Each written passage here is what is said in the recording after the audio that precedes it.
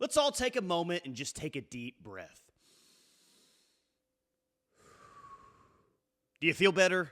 Because I sure do. And that's what I'm here to do today. For the OU softball fans that are overly concerned or worried about how things are going, I'm going to attempt to give you information that will make you feel better about this team. Now, I do have to say, it's funny that I'd have to convince anyone to feel better about the Sooners after a 29-1 start to the season.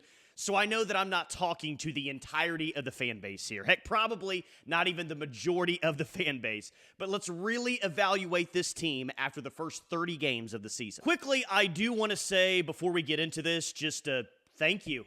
Each and every video that I put out has an incredible amount of comments, likes, all of that. I don't want that to go unappreciated because I really appreciate how active so many of you are in the comments, and at times you even challenge the things that I say on these videos. I love it. I appreciate it. Thank you. So if you're not already, please subscribe to the channel and join the fun in the comments. Okay, so I want to start here, and I don't even think I have to ask. But if I asked each of you watching what your biggest concern is about the team moving forward, most of you, if not all of you, would say, we've got to find a good, legit number 2 pitcher behind Sam Landry. And okay, I'll give that to you. We'll tackle that topic in just a minute. But let me say this first. Okay, that's a question through 30 games. But what else is? Are you concerned about the defense? You shouldn't be. They've been very good, and they actually have a .980 fielding percentage, which is tied for second in the SEC. They also only have 16 errors on the season, which is also tied for second in the SEC. So, no, defense shouldn't be a concern. Are you worried about base running? You shouldn't be. They're 45 of 52 on stolen bases this year and have 3 players with 8 stolen bases or more. Plus, I think they've overall been a good team on the base paths, and they have speed to bring in off the bench in pinch run situations, such as Cheney Helton and Maya Bland.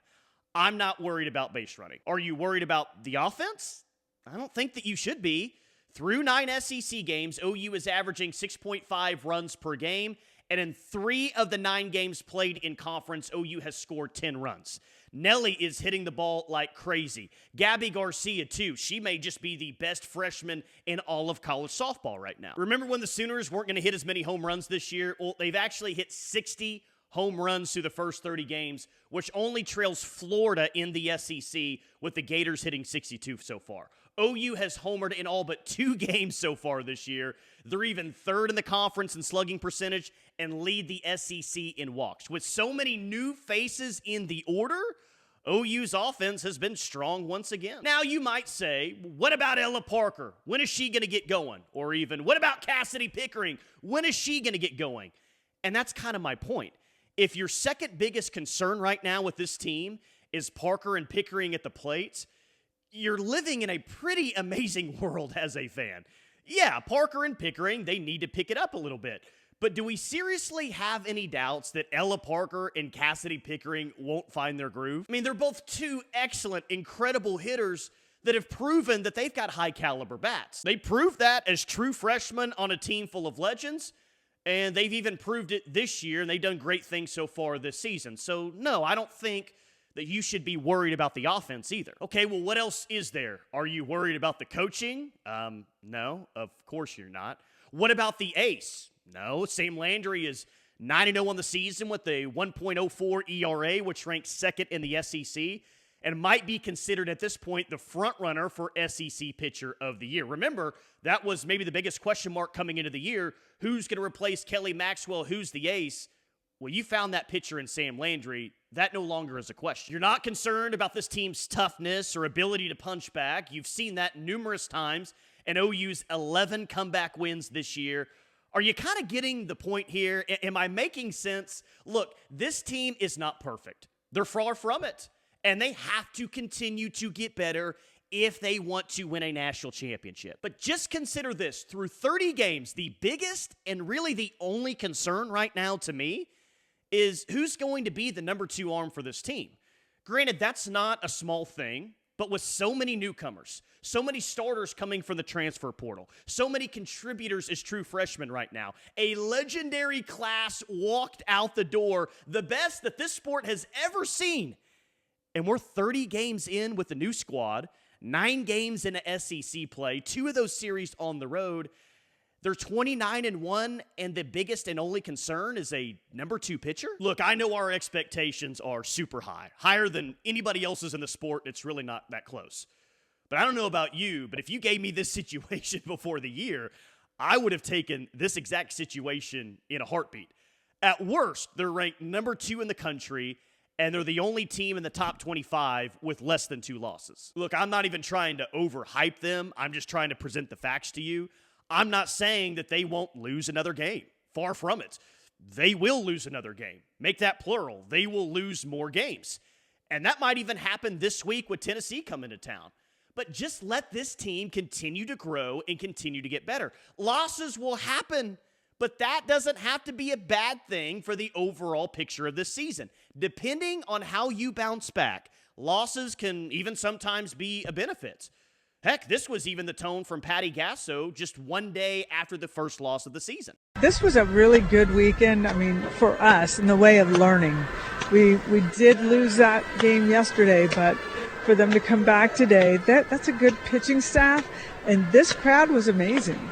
And it was hard to play in front of them, and we learned that as well. So there are things we need to definitely adjust and fix, but it was a very good learning. As long as we're finding that we're winning in the end, I don't care what the scoreboard, how many hits or what have you, it's just finding ways, timely hits. And another note, OU's last 2 national championship teams lost its first game well before the 2025 team lost its first game. The 2024 team lost on March 3rd. The 2023 team lost on February 19th. Doesn't mean that this team is better.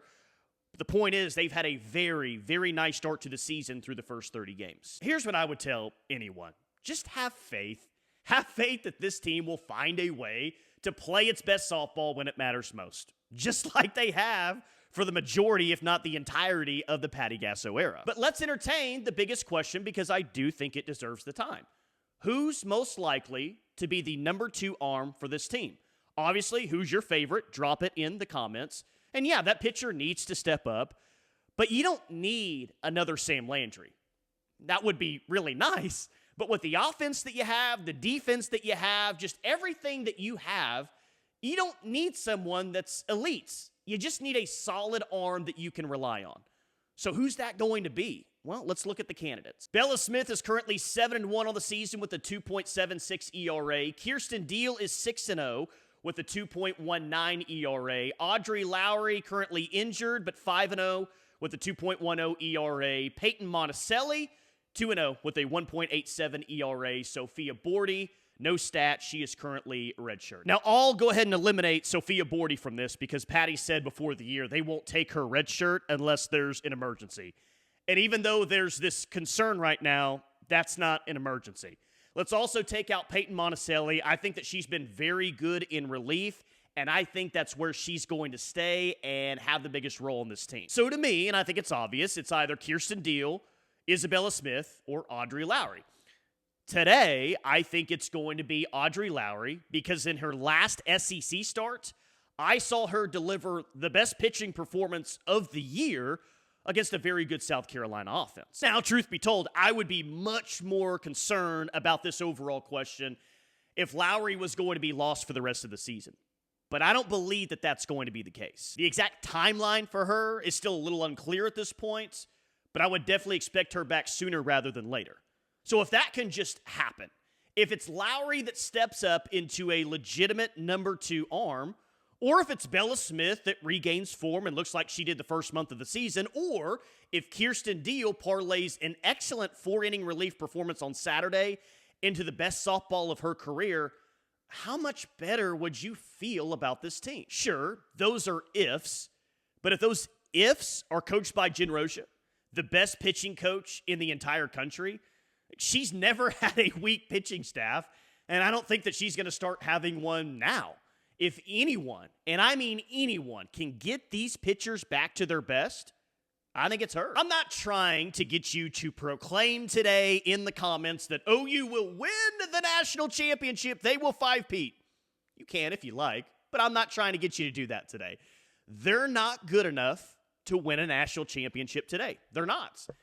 And that's okay, because they're only 30 games in with a lot of new, and they've got a lot of time to grow and improve. And again, I think they'll find a way to be where they need to be when the time comes. Regardless, and we've got time before then, there's a lot to like about this team after the first 30 games. If you were feeling down about this team before, I hope in some ways that just helped you out a little bit. But as always, thank you for watching. Like the video, subscribe to the channel if you haven't already, and let's go 29-1 in the next 30 games. What do you say?